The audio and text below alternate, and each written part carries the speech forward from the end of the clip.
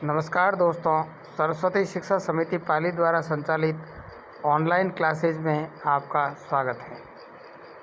कक्षा 5 विषय English, lesson the choice is yours, पसंद आपकी है। ये अंतिम लेसन है, ये इसका दूसरा भाग है। इस लेसन में ये बताया गया है कि हम अपने जीवन को किस प्रकार से जीना पसंद करते हैं।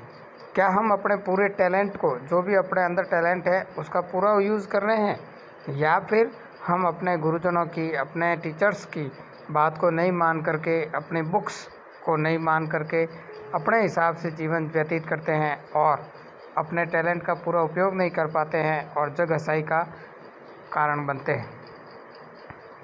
कठिन शब्दार्थ में है, स्पेलिंग्स में एडमायरिंग प्रशंसा का भाव रखना, रियलाइज यानी जानना और समझना, टोटली पूरी तरह से, डिफरेंट अलग प्रकार का, भिन्न, रीज़न कारण, फॉरगेट भूल जाना, वंडर आश्चर्य को वंडर कहते हैं, फनी यानी मजाकिया या विचित्र, असाधारण प्रकार का जो होता है वो, या मजाकिया जो होता है उसको फनी कहा जाता है। अधिकांश ये मजाकिया शब्द के लिए इसका प्रयोग किया जाता है। तो पिछले अध्याय में हमने देखा कि श्री रोशनलाल कार खरीदते हैं, तेज़ रफ्तार की कार। वो मार्गदर्शक कुछ कहना चाहता है, इसके लिए सीट पर, ड्राइविंग सीट पर बैठना चाहता है, लेकिन श्री रोशनलाल उसको बैठने नहीं देते हैं और ख़ुद उत्साह में बैठ करके उस गाड़ी को चलाना शुरू कर देते हैं। ना ही वो उस यूज़र मैनुअल वाली बुक को पढ़ते हैं, उसकी तरफ भी ध्यान नहीं देते।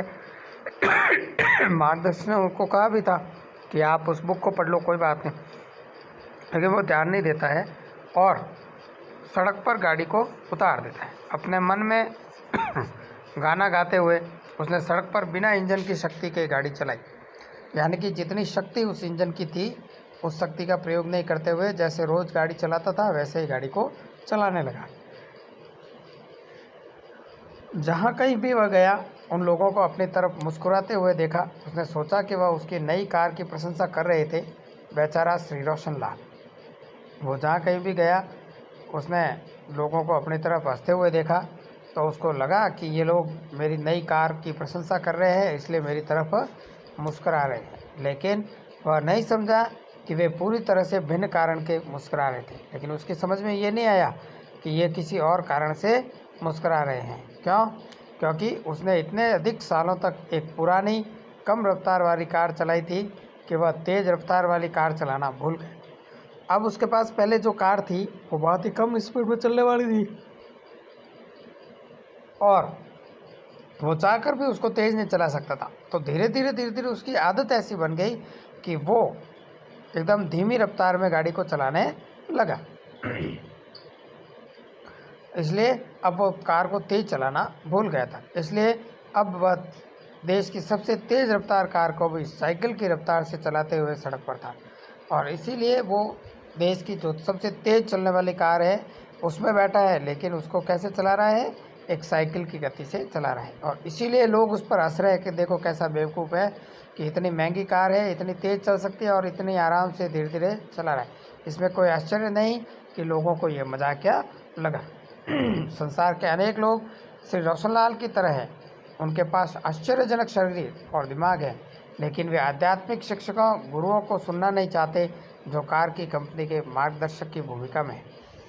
तो इस वर्ल्ड में ऐसे अनेक लोग हैं जो रोशनलाल की तरह हैं, जिनके पास एक तेज़ रफ्तार वाली कार है, बहुत ही हैवी इंजन है, लेकिन वो उसका उपयोग नहीं कर पा रहे हैं। जिस प्रकार इसने उस कार वाले मार्गदर्शक की बात को नहीं माना, वैसे ही ये लोग दुनिया में आध्यात्मिक शिक्षकों, गुरुओं या अपने स्कूली शिक्षकों की बात नहीं मानते हैं और न ही वे धर्म तथा संस्कृति पर आधारित किसी भी किताब का अनुसरण करना चाहते हैं जो जानकारी देने वाली पुस्तिका के समान है। ना ही वो किसी प्रकार का साहित्य पढ़ते हैं। ऐसा साहित्य भी वो नहीं पढ़ते कि वो उससे जानकारी प्राप्त कर सके। जैसे रोशनलाल ने मार्गदर्शक पुस्तिका के बारे में नहीं पढ़ा, ठीक वैसे ही इसलिए वे भगवान के दर्शाए गए उपकरणों का प्रयोग अच्छी तरह करना नहीं जानते। भगवान ने जो शक्तियाँ हमको दी हैं, ऐसे लोग जो गुरुओं की बात नहीं मानते हैं, जो साहित्य को नहीं पढ़ते हैं, जो पुस्तकों को नहीं पढ़ते हैं, वो अपनी पूरी शक्ति का उपयोग नहीं कर पाते हैं।